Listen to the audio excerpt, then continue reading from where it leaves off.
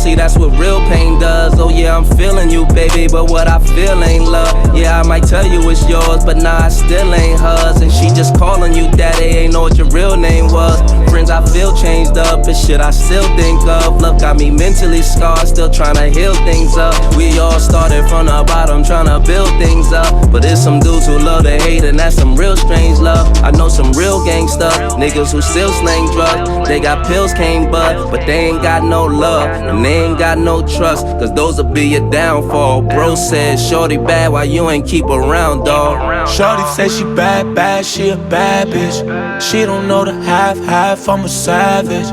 I just put the cash bag on the mattress. I don't need it that bad, you can have it. 10s, 20s, 50s, 100s, running, oh God. Shorty's did me dirty, now I gotta go hard. Hey guys, and welcome back to Weekly Wine Comic Time, episode 39. My name's Christine. And I'm Niko. And today we are our first awkward week of random content. So we've decided to go through basically shopping our stack and seeing what we have sitting around. Yeah, it actually worked out pretty well in that regard, because I know leading up to this, knowing that Diamond, the official distributor of new comics, was not shipping out temporarily due to like all the COVID concerns that are going on currently. We were talking about some collected edition comics, like kind of, both reading something and then talking about that, which we might still do at some point. But, as I looked upon my mighty stack there in the endless piles in the living room of older comics that I had picked up over the past year or so, there was enough selection there. If we had to do this for a few weeks, I figured why not just pull out of there, like things I've never read, we've both haven't read, and also it being still comics, like single issue comics that we're talking about, it kind of still fits the structure of the show, right? It's just not anything new. But as they're saying, with COVID here, as we're all in this together, it's essentially the same thing for the comic industry, right now. So like a lot of people that I've seen on comic forums that I'm part of are actually now catching up on their backlogs or buying things that they had on their wish list now. So they're taking that opportunity to kind of pivot and to read things that aren't always the new comics that are coming out. And we should also mention, if your store is still offering some sort of online service or curbside pickup during this time, then please support them, because don't support them over like the big Amazon companies or like know what I mean, like if you can. Yeah, absolutely. They're gonna need it in this time. Yeah, don't go out of your way and like put yourself at risk or in debt or something else. Like if you can safely do it, or you have an option to, try that route and support your comic book store over the online beast that is Amazon. Yeah, absolutely. So, and then you're also going to be mentioning the wine, I think, that we've drank this week. The wine's still the same. The wine, we're still making sure to hit up that liquor store as long as they stay open. I think once they close, we're all in trouble, everybody. We're all fucked. So we're back to our quarantine new box of wine, which is Colio. I think that's how you would pronounce it. It's just another dry white box of wine. Basic 4 liters of wine, $36.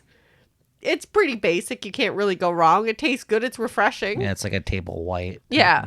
And now that the weather's starting to get warmer, please still stay inside and cool off with a nice frosty glass of wine. Hopefully, you guys, if you live in a building, have a balcony, or if you live in a home, you got like a nice backyard or something, you can still enjoy outside somewhat. Or if you are going to go outside, keep your distance and kind of... Keep your distance. Go for a walk. Don't spend all day outside. Yeah. Go for a walk. Go home. But anyways, I'm sure you guys have been hearing it from everybody else as well. So let's get into the comics here that we came to talk about today. So we're going to be doing it a little bit different as well. If you want to set that up, this was actually more so, I think, your intentions. I didn't think we needed to kind of rate all of these books, because they are, the ones that we picked for today's recording is like 25 years old.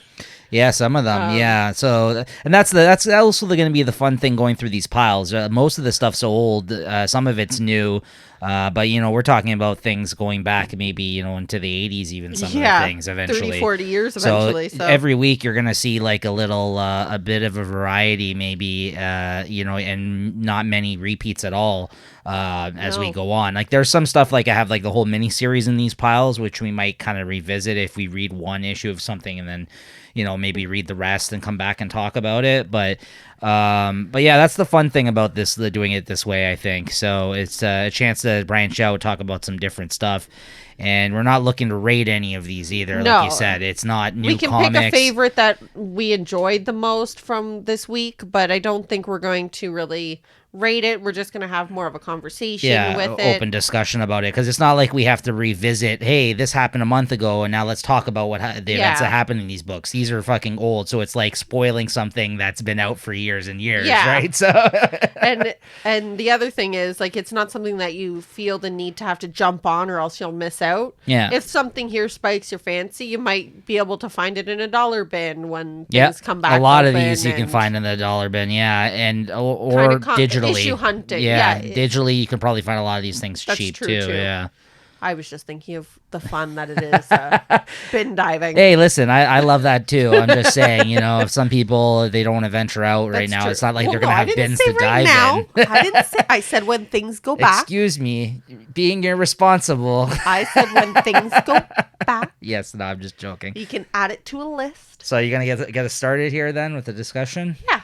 So I'm going to start off with, I read the year one Batman Scarecrow. This is by Bruce Jones and Sean Murphy. This is like, what, I think 15 years old?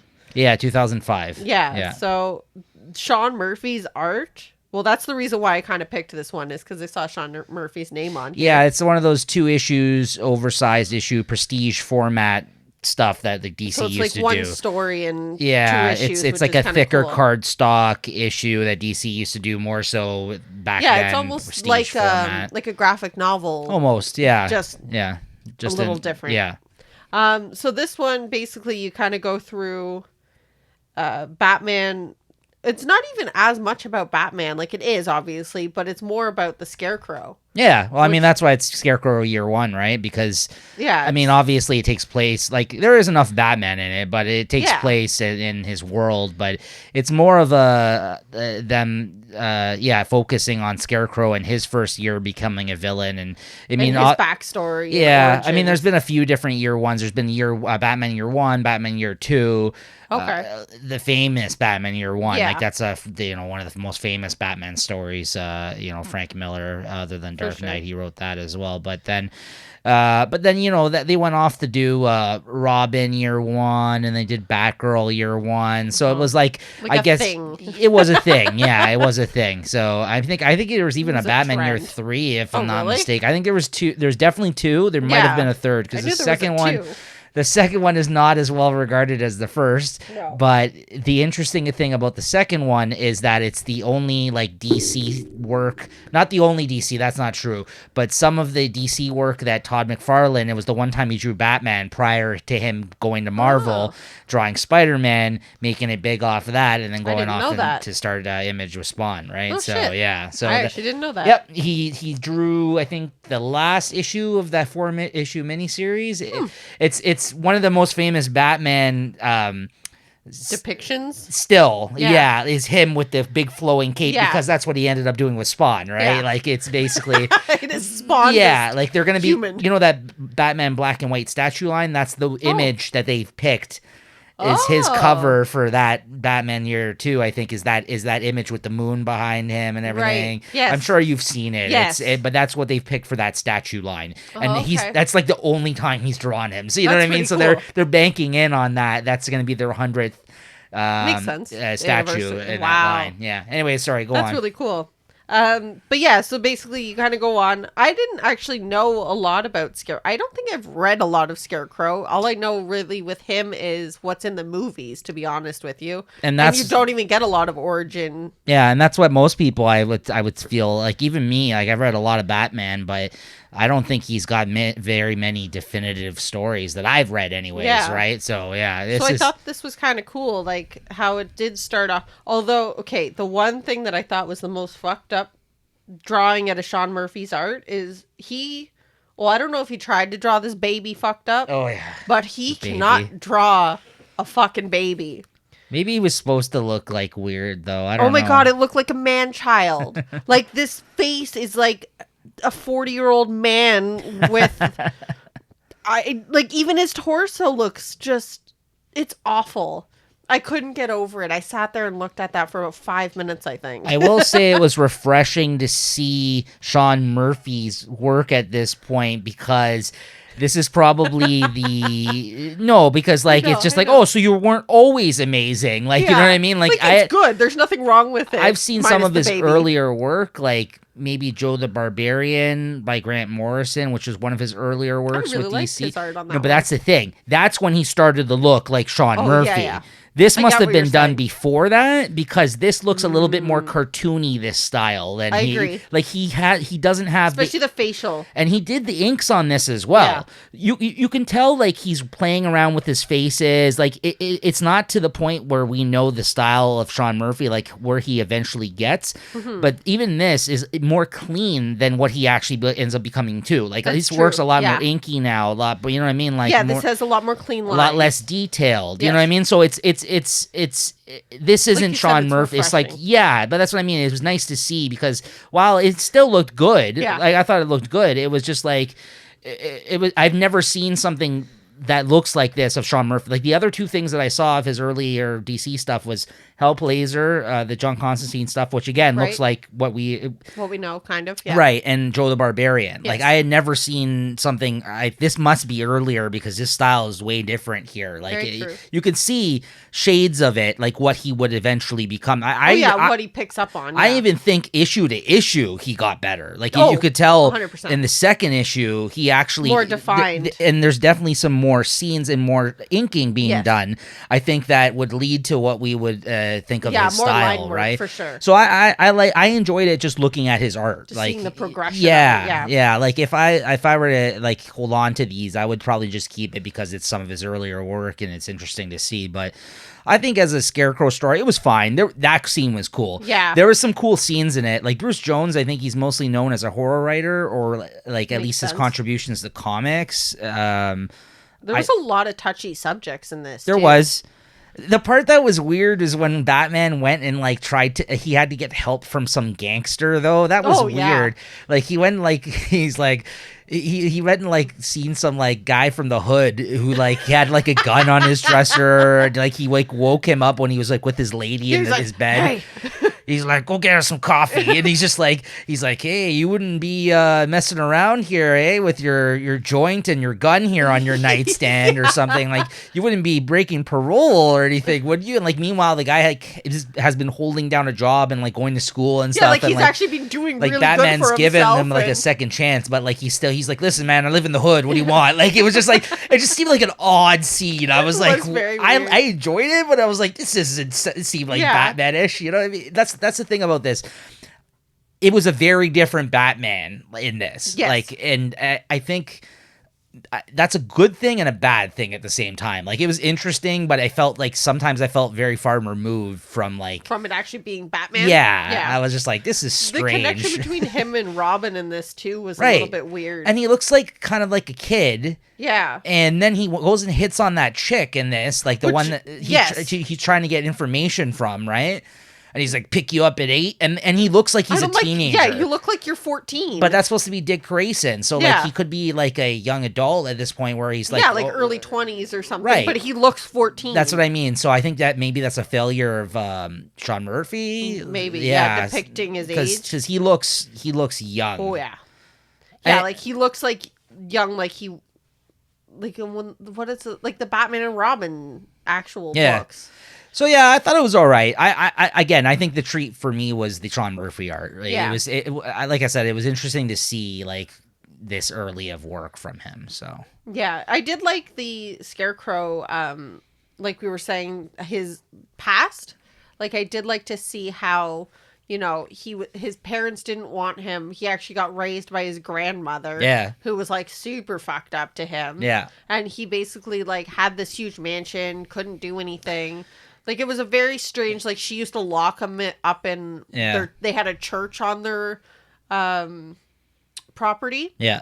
And she used to like lock him in there and then somehow get like crows to attack him. Like it was just weird. There was a lot of bird elements in this Yes. too. So like it seems like the writer really took to the what's associated with Scarecrow's birds, right? Crows. So like Yeah. crows, yeah. So like They tried other ones and Yeah. crows were the only ones that really and then he like took to this there was serum. some kid that bullied him and he made the crows attack him Yeah. somehow. You know what I mean? Like it Yeah, was like we- they had like a serum, like a scent, essentially. So that was they kind of used. original. I've never really seen someone use that aspect of Scarecrow. It's Yeah. usually more about the fear toxin, which was in this. They used it like when he Right. started going after his parents, like his actual parents Right. that didn't even know he still existed. but he was playing with the idea of attacking people with crows or Yes. making them think they were getting attacked by crows. So that was actually pretty It was interesting. interesting. I thought. Yeah. So, I thought I liked it. Like I liked Wasn't this bad. little miniseries. It wa- I didn't find it fantastic, no. but I did. I enjoyed Yeah. the read. Yeah. So if you guys are interested in finding out more, finding a decent story about Scarecrow, or even seeing Sean Murphy's old art, definitely seek this out. Like I said, it's For sure. two issues. It was interesting. Yeah. So another twofer here of Batman. We got Batman Legends of the Dark Knight, issues 74 and 75. And these were drawn and written by Ted McKeever. And Ted McKeever is a indie artist, I guess, that probably did majority of it, like the work I guess he's known for early 90s, maybe late 80s, early 90s, but I've seen his art before. I don't think I've read much of anything he's done. I may have read like one other thing that he's worked on. I've always seen his art. It always looked interesting to me, but it's like still very experimental and weird looking, like even for like an it's indie very artist. edgy. Yeah, I've never been too interested in his And stuff. very gothic.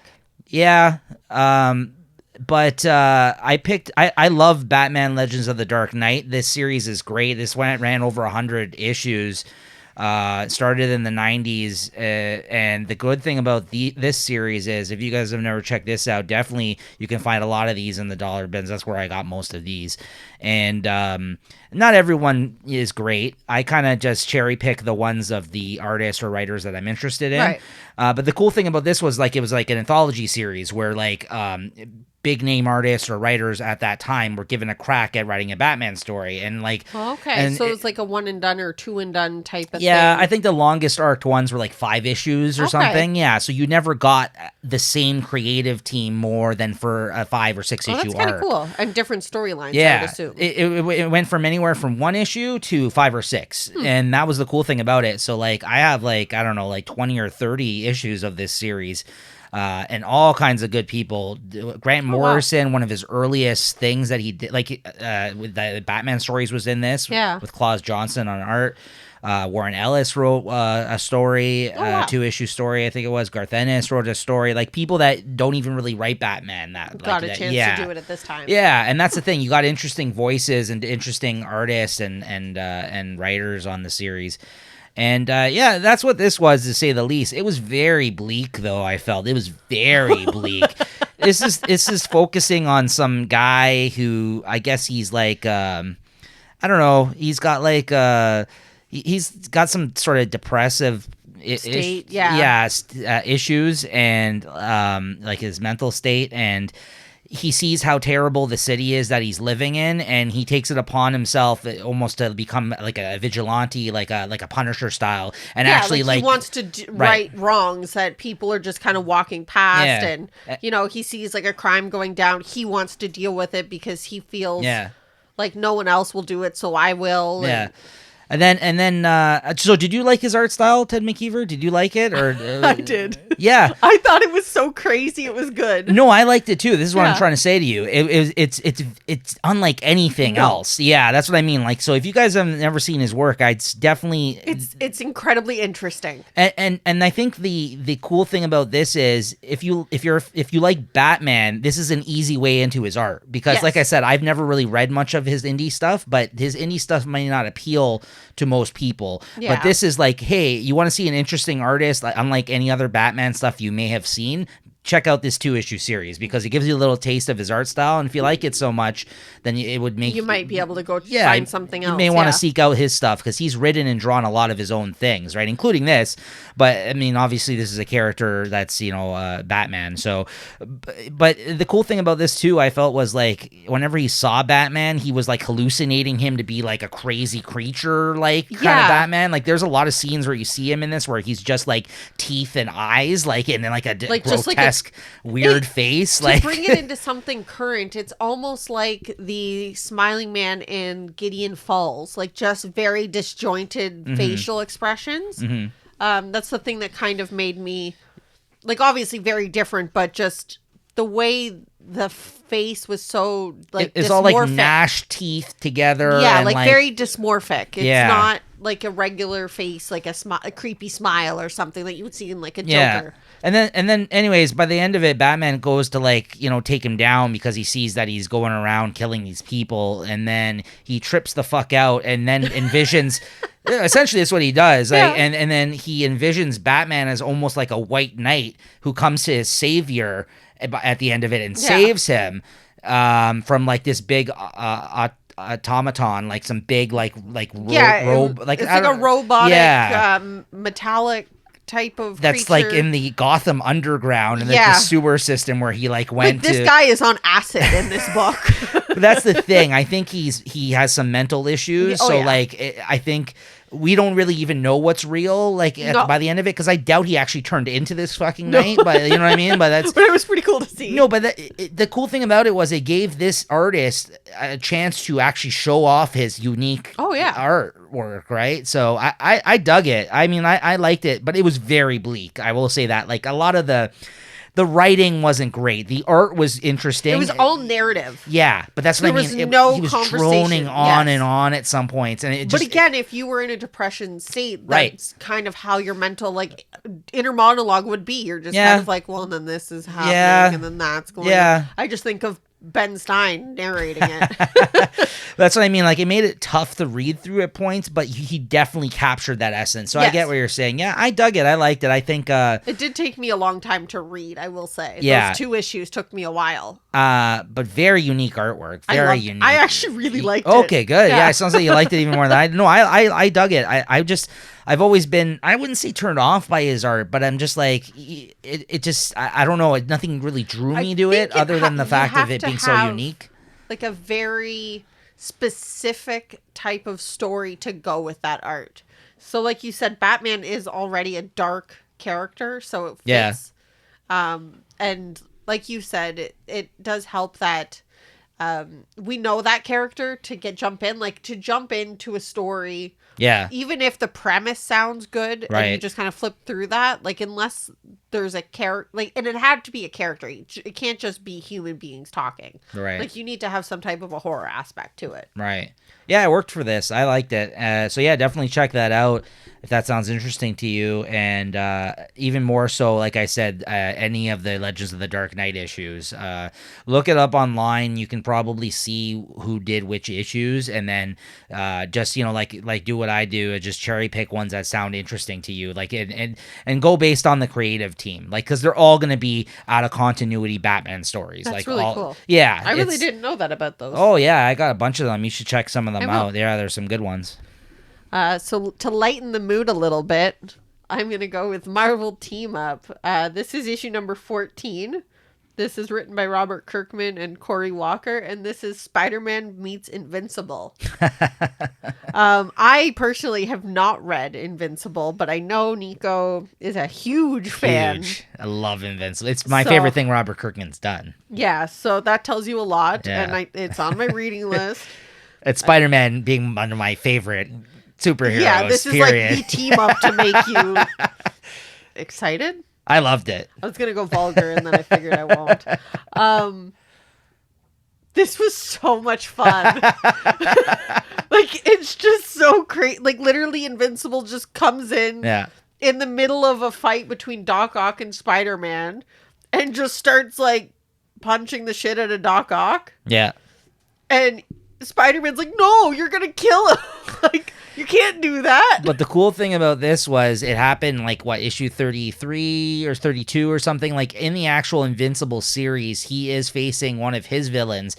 And the villain actually started putting him in all these different dimensions. That's the whole reason. That's what it was saying. And that actually happened in Invincible. So it's been a long time since I've read that. But it's interesting because this is during a period of time Robert Kirkman was still writing for Marvel. The first couple of years of Image, when he was doing Walking Dead, he was doing Invincible. Yeah. He was still at Marvel. He was still writing some books. Okay. And Marvel Team Up was one of the books that he wrote before he ended up leaving Marvel and going indie all the way. Yes.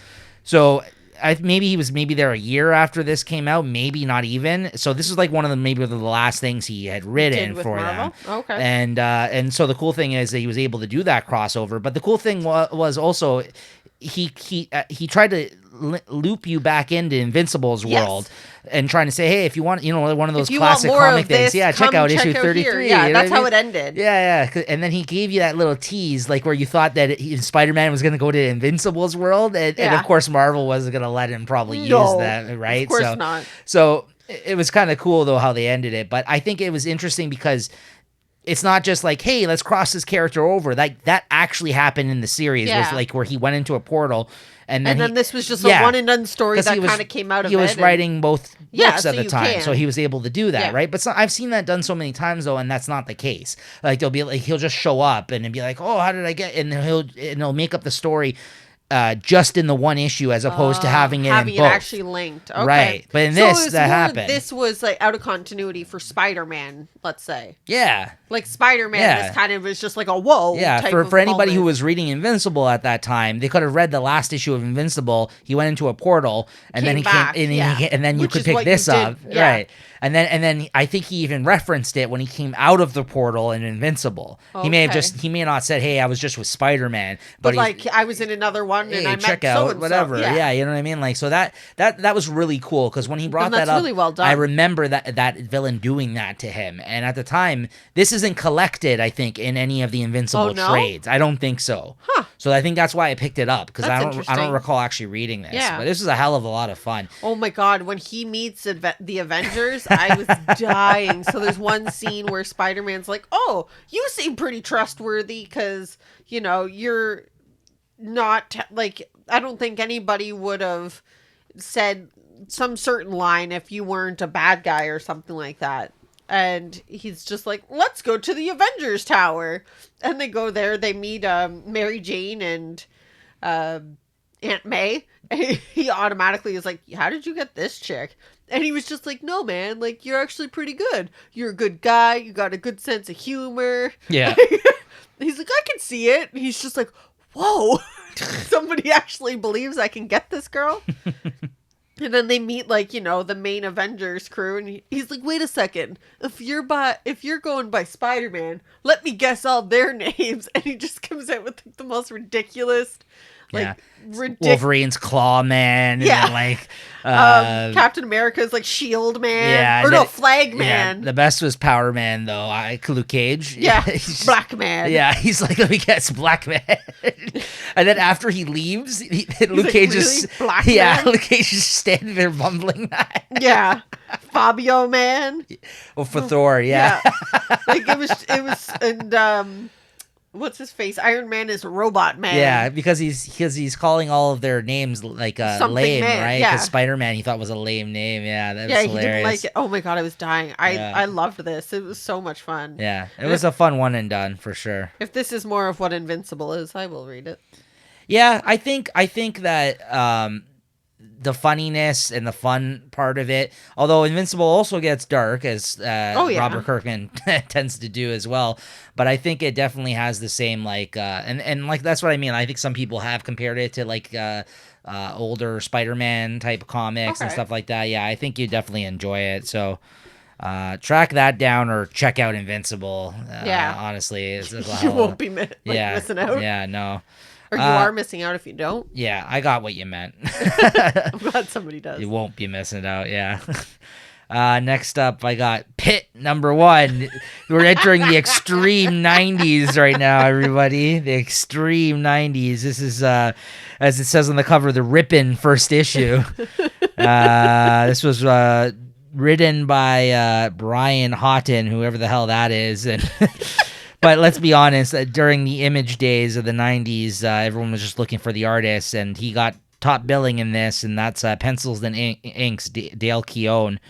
Who I believe is Canadian. Don't know who that is. Yeah, I believe he's Canadian, or at least lives here. And he was a artist, I guess, probably best known for at that time doing a run on the Hulk. Okay. As you can see, Pitt is Super very Hulk-like. extreme, yes. Yeah. So Max. and I believe this was the second wave of Image books back in the day. Like, he wasn't one of the original people that went over to Image and started out there. But I think in the second wave of titles with good artists that they had, like, this is during like Max time. Like, I think there was supposed to be a crossover between the Max and Pitt, like Sam Keats, the Max. You know what I mean? Like, so like, I don't know if that ever happened, but I know that it was during that period of time where like him, Dale Keown, Sam Keith, like there was a lot of interesting artists that were in the second wave of books that they were trying to push out there after like the first like main Spawn, yeah, and like stuff like Youngblood and all that kind of shit, right? Well, it even says that there was a connection to Youngblood in this. Yeah, they reference it in here. Yeah. But yeah, shout outs to Cartoonist Kayfabe, the YouTube channel and podcast of Jim Rugg and Ed Piskor, because I think lately, after watching that, and along with a lot of other people that have been fans of the show, I've seen a lot of people embracing the 90s, which until very more recently, a lot of people shit on. Yeah, because don't get me wrong, there's a lot of bad stuff that came out of that era, and some would say this isn't even good, but I gotta say the art is pretty great in this. I loved the art. Yeah, the art is like, there's a lot of fucking detail that went into the pencils and inks on this artwork. Like, and like again, the layouts and the look of it is very 90s extreme. Like there's just bulging muscles on muscles and like drool coming out of crazy cheat scenes. Yeah, you got your 2-page. You have to flip the book sideways, like splash page to make sure you got all that gore and extremeness in there. Still image, like splash page of him just fucking bashing the shit out of a bunch of people. Close-ups of teeth, gritting. A lot of grr faces. Blood, yeah. So, so if you want to see one of the more interesting artists, I think, that was doing work at that time, definitely, try to track these issues down. Like I said, they were definitely could be found in 50-cent dollar bins. I think because of the popularity of Cartoonist Kayfabe and them highlighting things like this, it may be a little harder to come by at this point. But there were so many thousands of these things printed. I'm sure you can find it on the cheap. I mean, I only picked up the first issue because they were talking about it lovingly, and I was like, hey, you know what? That's not. I didn't read Image stuff other than like Spawn back then. Like, I read a bunch of issues of Spawn, but that's because I like Todd McFarlane's art. I wasn't like all in on the Image stuff even at the start of the 90s, right? I was more like familiar with and gravitated towards superheroes that I knew as opposed to like, a lot of the Image things that they were doing. But I had a good time with this. I mean, the writing was fine. I was gonna say the story was I mean, what really fucking happened? He fought a bunch of neo-Nazis in this, right? I think that was essentially. He comes in, you don't know really who he is. He's like, I'm Pitt. Right. I know. It's just you have no fucking idea who this guy is. And there's like a bunch of 90s references. Vampire fucking fangs. Like, it's ridiculous in the best way. There was Simpsons references in this, and what was the other reference? That, it was very 90s though. The reference. It was it was the Al Pacino. Oh yeah. He made a Scarface fucking quote. The reference. But definitely check it out if you're looking at you want to look at some interesting 90s. You want art. some nostalgia there. I mean, he put a lot of work, you could tell, into that stuff. That like this is. I had a lot of fun reading that. That's what I mean. That's what's fun about this. Quite a few glasses of wine in, but it was a lot of fun. All my picks that I picked out of the pile and that I initially picked up Extreme. Yeah, that I initially picked up was because of the interesting artists on the books I'm talking about tonight. Like I wanted to tap into some of the older artists or artists where it was like during their period of time when they were like really, really good. Yeah, right, back and he then, had a color scheme as well for the covers. It was red, blue, and black. Every single book has that color scheme on their cover. My next one here, let's bring it back to Batman. This is Batman in Barcelona, and this is Dragon's Night. I picked this because, one, I kind of was intrigued by Batman in Barcelona, and two, Mark Waid's name was on it, so I had a connection to it. Right. This I actually liked, surprisingly enough. It was kind of more of a basic Batman story, except for now there was a weird thing. Again, Scarecrow was actually in this, surprisingly enough, which there's zero indication of this on the cover, so I had no idea that there was a connection to that. All right. But basically they were saying that Scarecrow mixed in with a couple other villains had convinced Killer Croc to basically be like a folklore tale that's in Barcelona, like some type of a legend that goes on there. They convinced him that he is this killer, and so he somehow gets sent there. Him and Mad Hatter. Yeah. But how does one get Killer Croc to Barcelona is beyond me to begin with. Yeah. They like shipped him in a shipping crate. We don't know.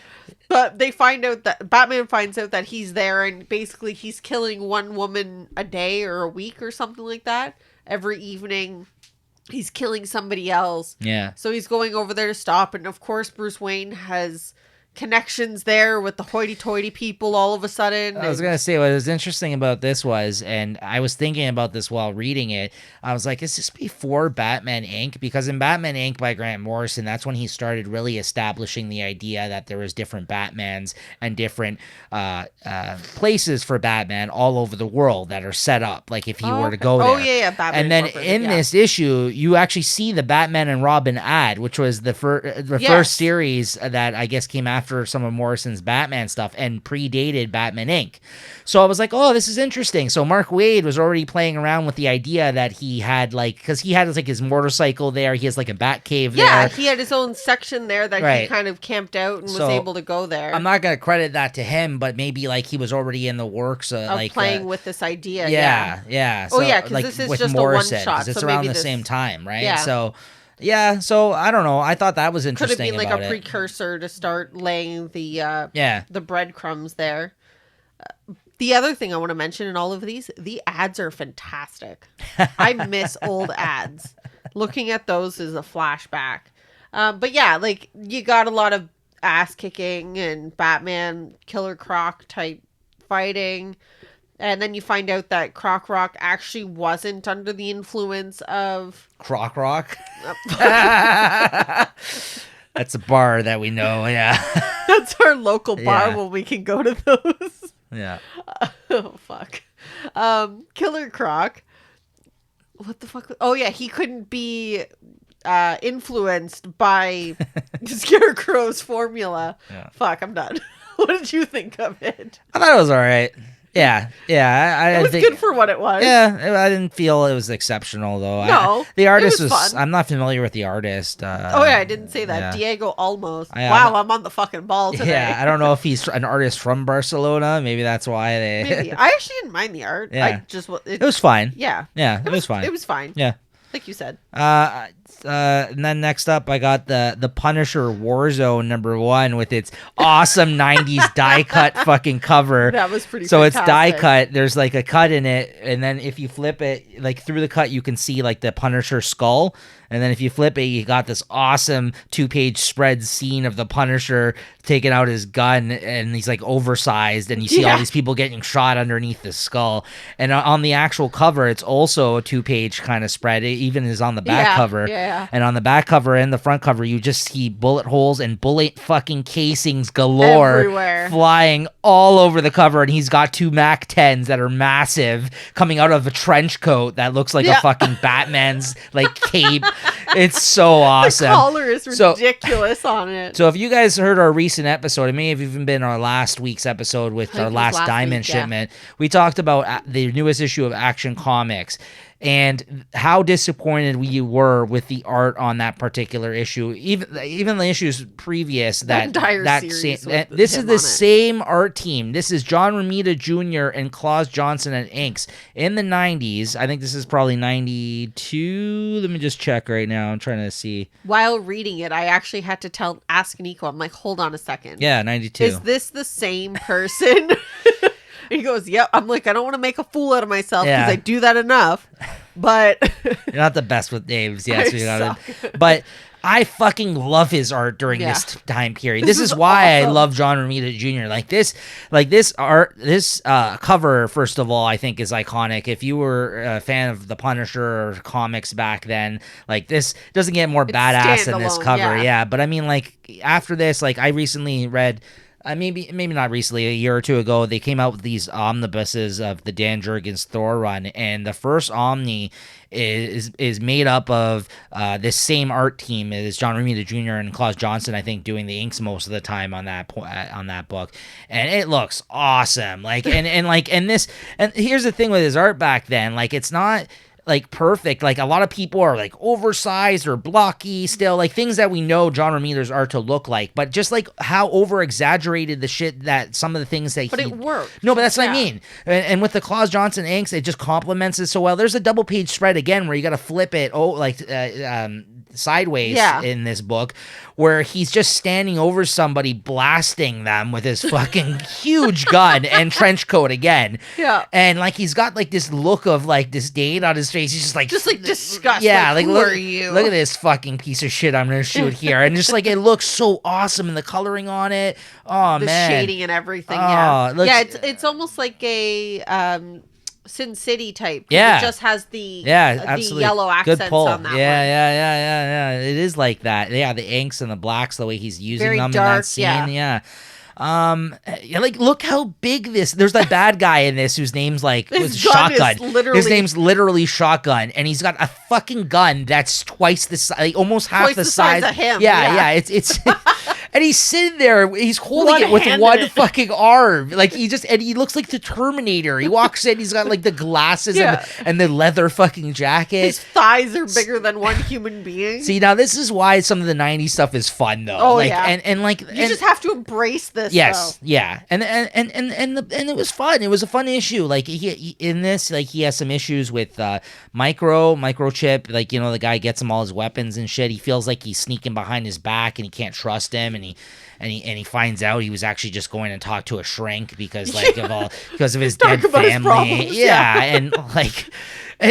So most of the issue he spends like you see him kill some people, then he's just like slinking around and in disguise. Microchip jumps on the subway train and dekes him out basically, and next thing you know, you see a panel of Punisher just clutching the side the end of the subway. He's like, I see you. Yeah, like he's like on the back of the subway car, like going through the tunnel, holding on to nothing, but somehow just stuck there. Yeah, Microchip is doing his best because he feels he's being tailed. He doesn't know it's the Punisher, but he's just I think they mentioned basically like he goes, oh yeah, like I've taught him well, or like he always know to look over his shoulder, and but like Punisher's like, he's good, I'm better, and he's just like hanging on to the fucking like subway car. I'm just like, what is going on one here? Of the most ridiculous scenes I've ever seen. And then you get to a scene towards the end where he falls on top of a fucking truck and he's like squatting, and then there's a 2-page spread of him squatting, shooting 2 fucking machine guns, one in each arm, and like the grimace on his face, like, and he's like shooting. Like, I'm like, this is what the Punisher should be, like all the time. Like, oh man. Agree. And like I think like the first 9 or 10 issues of this Warzone run are drawn by this same team, and I have them in my pile right now. So we might talk about this again because I know I need to read it. And also at the end, I will point out that there's this awesome scene where he that was actually used in the first Punisher movie. Or not the first one, because that's Dolph Lundgren, and that was like in the 90s too. But the Punisher with Thomas Jane. Okay. I don't know if you've ever seen that one, but there's a scene in this book that they used Oh, movie where he yeah. pretends that he's burning him. And he just puts a popsicle on his back. Yeah, because he's trying to tell him his nerve endings are gonna. You're not gonna feel it. Like first, you're just gonna feel this sensation. He psychs out this guy to go undercover for him, and then by the end, he introduces him, and he's like he's in disguise as an Italian mobster or something. He comes in, he's got like a man bun like tied up, like it looks like, and he's just like, all slicked back. he's like, this is my cousin Johnny Tower, and it's the fucking Punisher. What's the Sopranos guy that I love with the dancing scene? Oh yeah. What the fuck's his name? Yeah, I know you're. Oh fuck. Starts with an F or something, Fergio or something, something like that. There's one guy. That's what he reminds me of. Yeah. The Italian guy that comes straight from Italy. Yeah. So when he shows up and like in disguise, I'm like, this is fucking hilarious. Yeah. Oh man. Anyways, it was fun. Yeah, it was really fun. That is when they looked good, though. Is what I'm saying. That's John Romita in his prime. The fucking shit that they do now. Yeah. Just quit. Yeah. I'm sorry. No, I mean you can't even tell it's the same artist. I know. It's crazy. Just stop. Yeah. You should get better. Yeah. Not fucking draw gorillas. But I think some artists though, once they get to a certain point, they like phone it in and they just know. Don't care. Their name's on it, so people will buy it. Yeah, I get it. My last one here, I picked purely because of the ridiculousness of the cover. This is X-Men Black Mojo. I don't know who Mojo is, but the cover and the name Bradshaw on it just Nick Bradshaw. Pick this one up. It's also written by Scott Aukerman, who's part of like Comedy Bang Bang, the show. He's a comedian. Even know that. Yeah, you know the white guy that's part of that duo, the podcast and the show. Yeah. I think he's the lone writer on that story, right? Yeah, Scott he is. Aukerman. Yeah, that's who that is. Oh, yeah. I didn't recognize the name. But yeah, Nick Bradshaw and Andre Lima Arujo are the artists on this. Is there a thing with Mojo? Like, I'm assuming he's obviously a character. Oh, you never read anything with Mojo before? No. Oh, so Mojo, he's from like the Mojo verse, and essentially essentially he like his power. Robotic slug essentially. Yeah. Okay. They on spider leg. Right. Spider chair. Which was the funniest fucking ongoing joke in this. Everyone kept complimenting him on. It was so funny because he's like in a trench coat and he thinks he's being inconspicuous. He's yellow. Like he's yellow. He has fucking robotic hair. Yeah. And then everyone's just like, "Hey man, cool spider legs or whatever." Yeah. Cool spider chair, man. Yeah. They think that he's just like robot spider legs is what they keep calling it, right? Yeah, he has like a handicap, and that he's just so intelligent. Has instead of a wheelchair, has spider legs. Like most of the time he's like a bad guy, and I could tell that's what he was in this, and he's tried to be. His power essentially is like he reenacts them in a TV universe. So like, if people encounter him, all of a sudden they're sucked into this whole thing where they're playing out scenarios like a soap opera, for instance, or that's fucking weird. Yeah, so or like you're in Grey's Anatomy or some shit like that, and they can't get themselves out. They have difficulty breaking free of that reality, break that fourth wall. Right. So like the X-Men will end up there, or they'll get kidnapped there, or something like that, and essentially they become pawns in his him. Why is he not used more? Having them played out in like a TV universe of sorts that all the people that are in the Mojo verse like watch. So that's why he even makes a crack in this where he says something about killing off Gambit at some point. Yeah. Because it's going to be Sweep Sweek. You know what I mean? So like that's I did get that, but I didn't know it was to that extent. So everybody plays in his universe essentially. Like if you end up in the Mojo verse, like essentially every story I've read that it's been some sort of play off of that. So this wasn't too much different then. Yeah. But I like there was a picture of Dupe. Yeah. I missed Dupe. But my favorite thing was Glob is in this. Glob Herman. Yeah. I had no idea. Again, I started reading. I was like, yes, this is wonderful. This ended up being like my weirdest pick for me because I have no knowledge of this person. Right. And these X-Men Black ones were one-shots of villains. Like, they were 5 one-shot issues that connected together because there was a backstory, which wasn't all that interesting. It was okay. The Apocalypse one that was in the back of this. Yeah. But it was a mini-series that they came out of one-shots with different creative teams and different villains. Like, that's why he says that the next issue is Mystique. Yes. And there was one that was Emma Magneto. So there was a bunch of different one-shots. Okay. Yeah, I figured that, but the backstory, like you said, was kind of okay. I love the main story, though. The Mojo. Oh, my God. Like, I even forgot about the second story because this Mojo story was so much. Essentially, he thought that this one girl who stood up to him in a coffee shop was attractive. And, like, the fact that she stood up to him and, like, talked back was, like, so far removed from what he's used to that he was just so taken aback and was just like, whoa. Right. And then he tries to like go hit on her and he's like trying out lines and he's like, oh, is that a pencil you got there? Well, I'm the pencil inspector. What? Gotta go. Like, he just got so nervous. He's like, where am I going with this? He's like, all right, I gotta get out of here. And she's like, what the fuck is going on? I was dying at that scene, but it was just the funniest part about it was that he thinks his trench coat and hat makes him like fit in with people. Meanwhile, he's got those spider fucking legs. He's yellow. And then Glob's like, he's like, dude, he's like, what are you doing? He tries to like help him with it. You ain't conspicuous here. Like, he's like, what are you talking about? He's like, your legs are coming out of that coat. Like, he's just like, oh. And then the girl comes out and is like, cool spider legs, man, or cool spider chair, like, whatever it was.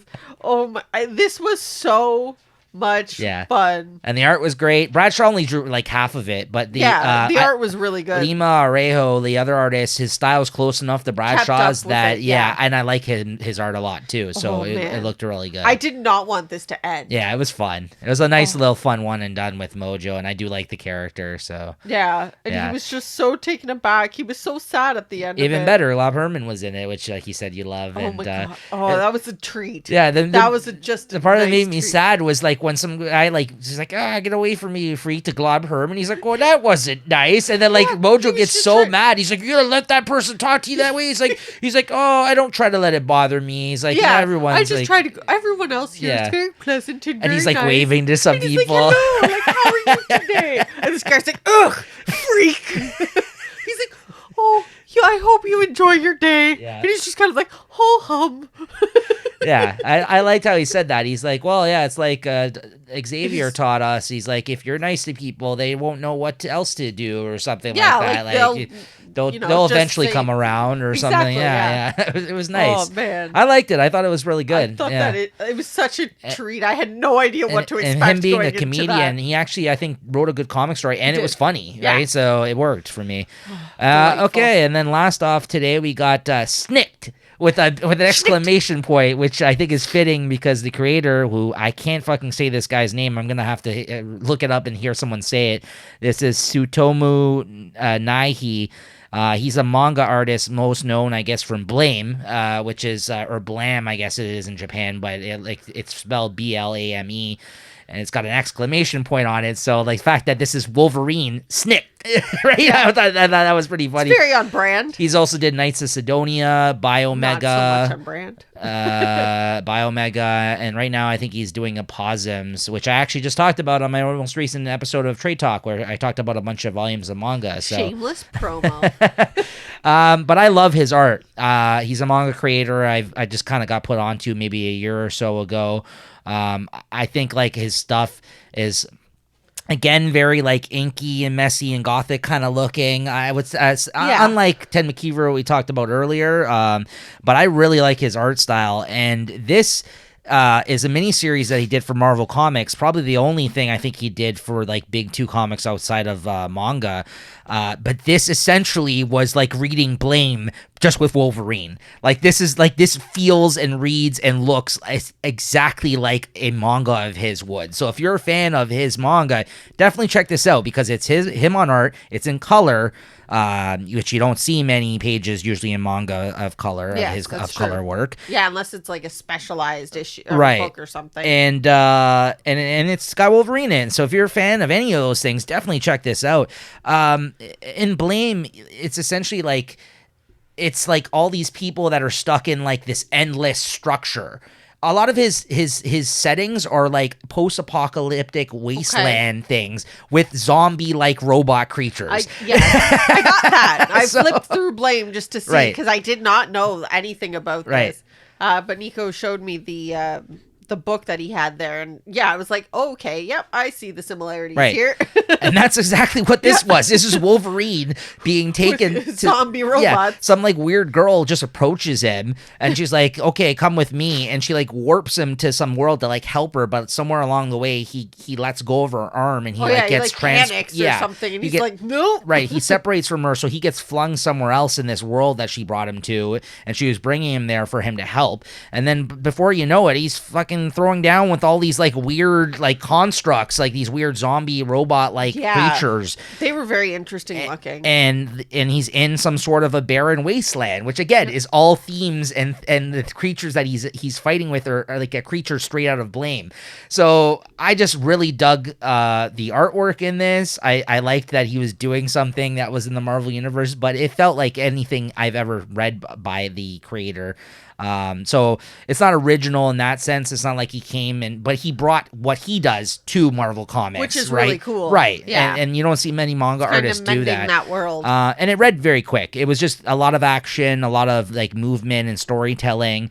And the one complaint I have about some of his stuff is that the storytelling isn't very clear. You're more reading some of his things, at least I felt, for the experience and to take in the artwork. Okay.